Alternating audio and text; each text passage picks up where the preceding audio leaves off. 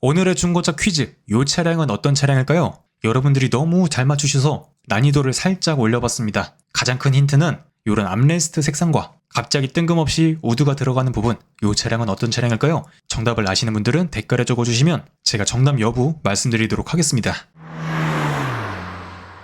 안녕하세요, 수건도둑입니다. 오늘도 구독자분 중고차 추천 한번 간략히 알아볼 텐데요. 여러분들도 이렇게 추천을 받고자 하신다면 설명란에 있는 예시를 참고하셔서 여기 나가는 메일로 첨부하시면 좋을 것 같네요. 제가 영상을 만드는 것보다 메일이 훨씬 많이 오긴 하는데 속도를 내서 차근차근 따라잡아 보도록 하죠. 오늘 구독자님은 20대 후반인데 차가 필요해서 첫 차를 구매하려고 합니다. 예산은 2천만 원인데 경정비를 넉넉하게 잡아 1,500만 원대에서 찾고 있습니다. 제가 늘 설명드리지만 수입차는 수리비가 많이 들어가고 국산차는 하나도 안 들어가네? 요게 아니라 국산차 타는 양반들 평균적으로 차에 관심이 없다. 거의 그냥 운송수단이기 때문에 하체가 나가든 진짜 차가 퍼지지만 않으면 엔진오일만 바꾸고 타. 변속기오일도 안 바꿔. 그냥 자동차 유지에 필요한 그런 정비들을 거의 안 하기 때문에 비용이 안 나간다고 느끼는 거지, 엔진 누유 이런 거는 세월에 따라서 막 험하게 주행하지 않더라도 사가서 생기는 누유들도 있는데 아무래도 다들 안 고치고 타다 보니까 수리비가 훨씬 저렴하다고 느껴지는 부분이 분명히 있는 것 같고요.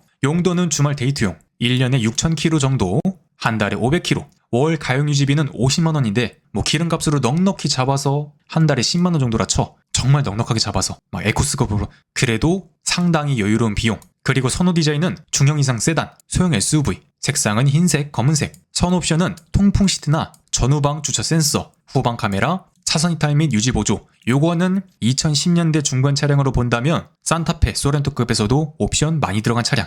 산타페는 익스클루시브 이상, 소렌토는 노블레스 이상으로 보셔야 되고 LPG도 괜찮습니다. 최소 5년 이상은 탈 예정인데 아무래도 20대는 내 수중에 돈이 있으면 한 차를 오래 타기 조금 어려운 부분이 있기 때문에 살짝 어려운 부분도 분명히 있다. 남자라면 특히 더.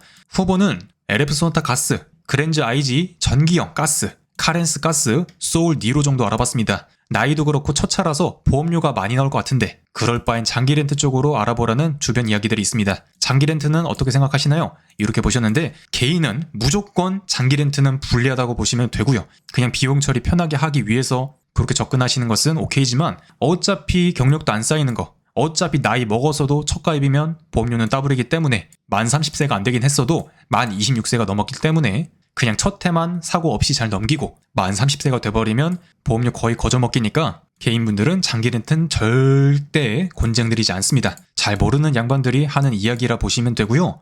내가 차량 출고를 빠르게 하기 위해서 카니발 하이브리드 이런 거 1년 이상 걸리잖아요. 그런 차량들을 빠르게 뽑기 위해서 장기 렌트 나쁘진 않아. 근데 그냥 보험료가 비싸서 부담돼서 이런 접근은 아니라고 생각이 들고요.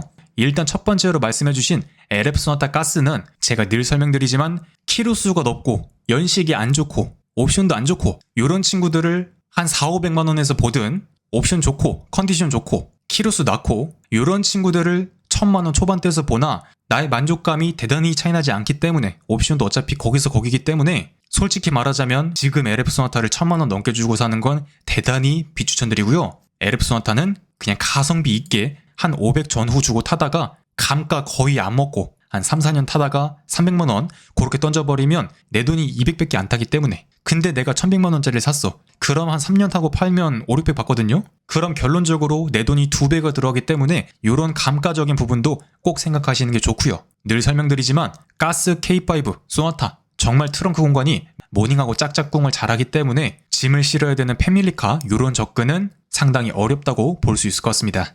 그렇기 때문에 오늘 예산이 이렇게 넉넉한데 LF 소나타를 보기에는 조금 비용이 아쉬워서 패스하도록 하고, 그랜저 IG 전기형 가스는 거의 다 렌트카 아니면 택시이기 때문에 물론 그럼에도 고장이 크게 없긴 한데 많이 아쉬운 부분은 여기 한 3, 4년 전에도 요거랑 비슷한 값이었는데 아직도 감가가 거의 안 됐다는 점. 이거 키로수랑 연식을 생각하면 거의 7, 800이 적정선인 것 같은데 아무리 중고차 값은 1,000만 원 전후에서 놀고 있다. 물론 내가 되팔 때도 큰 감가 없이 팔 수 있다는 장점 또한 있고요. 근데 이 차량은 가스가 아니라 3.0 가솔린인데 소나타는 거의 2배 차값을 보여줬지만 그랜저는 영업이력 없는 한 10만 킬로 초반대 그런 친구들이 한 1,300, 1,400 하는 것 같고 영업이력 있는 친구들이 1,000만 원 전후니까 옵션도 조금 더 넉넉하고 비교적 컨디션도 좋은 이런 일반인 분들이 타시던 3.0 그랜저 저는 항상 좋다고 생각이 들고요. 올류 K7이라는 선택지도 있는데 그냥 그랜저랑 껍데기만 다른 차량이라 보시면 되고요. 미세하게 들여다보면 그랜저가 조금 더 하체가 묵직하긴 해. K7은 조금 날라다니는 것 같아. 그런 느낌이 있는데 어차피 비교 시승하는 게 아니라면 적응을 하면 끝이니까 그랜저 IG 전경을 보신다면 2.4에 비해서 문제가 크게 없는 3.0 가솔린 쪽도 충분히 좋다고 생각이 드네요. 그리고 다음은 카렌스 가스, 소울, 니로인데 카렌스를 구매한다면 적당히 짐 실리고 사람 타기도 나쁘지 않고 오늘 보는 차량들 중에선 아마 키로수나 컨디션이 제일 좋을 것 같은데 가스기 때문에 소나타랑 K5랑 별반 다를 게 없기 때문에 고장 자체도 거의 없다. 내가 한 5, 6만 킬로 정도 탄 거의 끝물 카렌스를 한 1000만원 초중반대에서 갖고 온다면 한 5년 이상 정비비용 들이지 않고 소모품 정도만 바꾸고 깔끔하게 탈 수 있을 것 같은데 제일 큰 단점은 디자인이 굉장히 비유감이다. 우리나라에서는 불어가 조금 더 많은 디자인이라 보시면 되고요. 공간을 얻고 디자인을 잃었다. 그 정도로 느껴지네요. 그리고 약간 비인기 차종에 속하기 때문에 오늘 보시는 친구들 중에선 나중에 감가를 조금 더 많이 먹을 수 있다. 비교적. 비싼 차량들에 비하면 아무것도 아니지만 비교적 감가를 조금 더 먹을 수 있다. 내구성 좋고 컨디션 좋은 차량으로 보시려면 오늘 차량들 중에선 카렌스가 리스크는 제일 적다고 볼 수 있을 것 같습니다. 그리고 다음은 소울인데 소울 부스터 가장 마지막에 나온 모델이고요. 이 친구는 셀토스랑 동일한 엔진 변속기를 쓰지만 출력이 미세하게 조금 더 좋다는 장점이 있습니다. 물론 엉덩이 쪽에 영덕 대게가 한 마리 있긴 한데 실제로 타보시면 차가 굉장히 콤팩트한데 주행 성능 괜찮고 젊은 느낌이 많아. 인테리어도 방금 카렌스보다 한 0.5세대 정도 다음 디자인이야. 그리고 중고차 치고 최근에 기아차 내비가 들어가기 때문에 편의성도 좋고 얘는 아마 기아 유보 서비스일 텐데 커넥티드카 가입 경력을 만들어 놓는다면 나중에 자동차 보험료 15% 정도 할인도 되니까 나름 쏠쏠하게 작용할 수 있고요. 똑같은 컨디션이어도 셀토스보다 한 2, 300만원 정도는 저렴하기 때문에 비인기 차종이기 때문에 나중에 팔 땐 불리하겠지만 구매할 때는 조금 더 유리하다고 볼 수 있을 것 같네요. 이 친구의 단점은 비인기 차종 호불호 갈리는 디자인, 셀토스가 아른거림 그 정도가 있는 것 같고 장점은 가격 대비 훌륭한 컨디션, 출력 그 정도가 있을 것 같습니다.